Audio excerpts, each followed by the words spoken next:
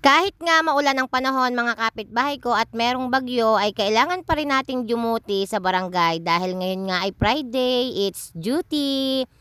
Tingnan nyo naman yung panahon mga kapitbahay ko, umaambon nga at halos katatapos nga lamang ng ulan at meron pa ngang kaunting hangin. Mas okay na nga yung ganitong panahon mga kapitbahay ko basta wag lang lalakas yung ulan. Kasi kapag ka makulimlim tapos ganito na nga lamang ay masarap yung panahon kasi nga malamig, hindi masyadong mainit. At ayan nga pala yung tanim ng aming kapitana Sally Berdillo ng mga bulaklak. At tingnan nyo naman, sadyang katatapos lamang ng ulan. Late na nga ako naka-duty dyan mga kapitbahay ko dahil alam nyo na tuwing umaga ay gumagawa tayo ng kailangan ay makagawa agad tayo ng 3 content o kahit 2.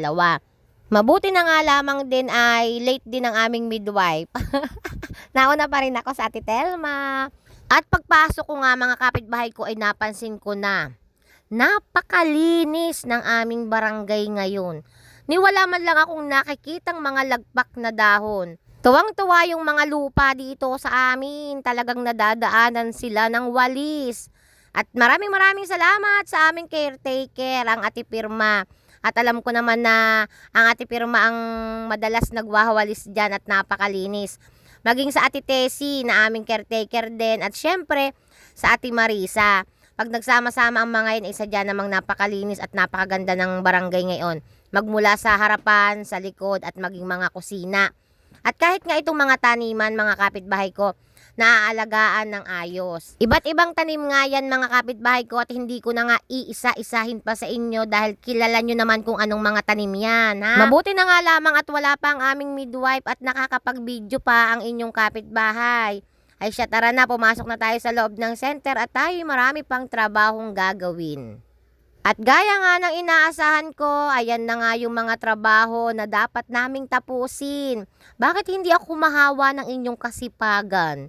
Napakadami nga ng gagawin naming report ngayong araw. May bago pa ba doon? Lagi namang marami. Marami kasi hindi ko talaga ginagawa.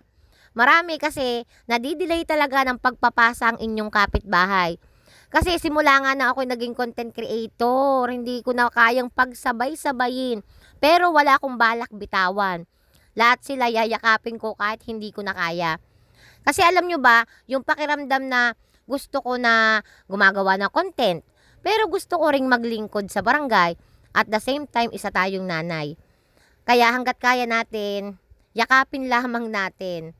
At kita nyo naman ngayong araw, naglaganap diyan yung mga payong na asul. O alam nyo na kung kanino yan galing. Napupuno nga ng ayuda itong aming health center.